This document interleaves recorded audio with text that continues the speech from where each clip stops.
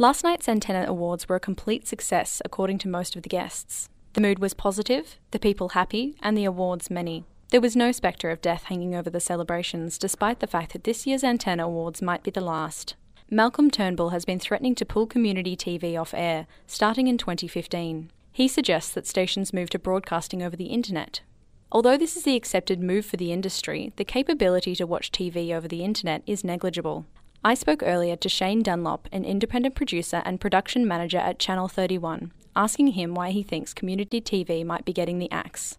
Is it because of the costs? Well, there's no costs to be cut. So community TV is not funded by the Australian government, nor is it funded by the Australian people's tax dollars. It is completely self-funded. So community TV exists off the back of sponsorship from low to mid-level small businesses. And so this decision hasn't been made to cut costs in any way from the Australian government. So it's purely a decision that was made with other interests in mind. And none of those interests have anything to do with cost cutting or taxpayers' money. So what do you believe that those interests are? It's one of those complicated issues when it comes down to spectrum space and what might be viewed as being in the best interest of particular sectors, whether that be telecommunications, whether that be the mainstream channels, or whether that just be the general point of view of Canberra towards the value of community TV. It's certainly something that we're seeing evolving, and we know that perhaps the noise and the resistance coming from the community TV sector has changed the way that we're being viewed from Canberra. There was a view to clear the sector and make the sixth channel available to probably commercial interests, and that was what was behind the initial decision. Okay, so what would be your advice to up-and-coming media workers looking to get some professional experience now? I'd say don't change, don't do anything differently. We're still here, and there's still the opportunities that are being created by community television, and so I would just continue to look to do the same as what you've done before.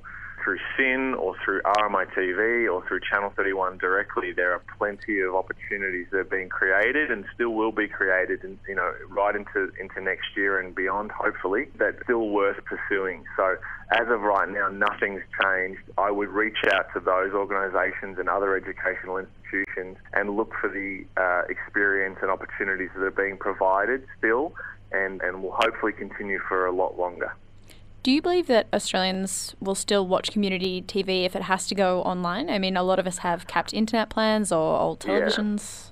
Yeah. I definitely think what will happen is you'll see a drastic change in the amount of audience members community television content makers will have, just from what we see with our own catch-up TV service. For some of our most popular programs that will rate in the tens of thousands of viewers over the course of the month, they might have their episodes watched on our catch-up TV service online by a couple of hundred people. So you're seeing a real difference in what the viewership for community TV programs online is versus what it is for free-to-air digital television.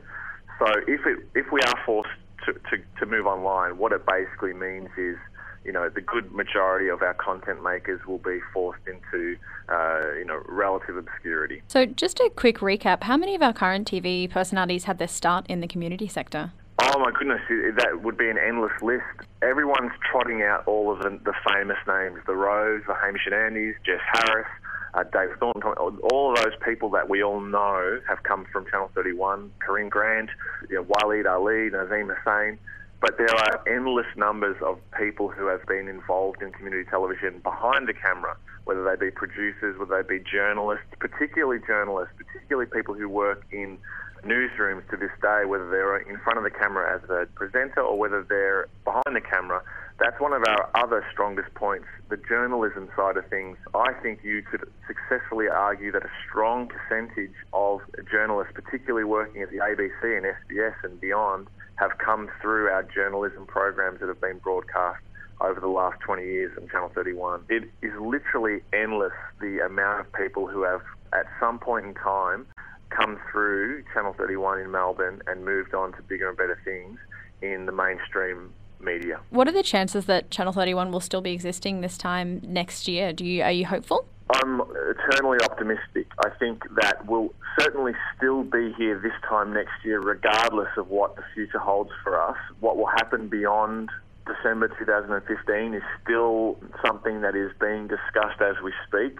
Every day it changes, so we're still fighting that fight, and we're still optimistic that we'll have an opportunity to have some discussion with Mr. Turnbull, and that the future of Channel 31 will be something that will continue on well into 2016. Is there anything you'd like to add? Last night's awards were really positive, and so for anyone that was there or anyone that was watching, I think the overwhelming feeling that everybody had from that was that this was something, the community TV sector was something that was worth protecting. And I think that message is really starting to get across to the wider community. So I think there was just an overwhelming sense of positivity last night, and it was really a special evening for everybody involved.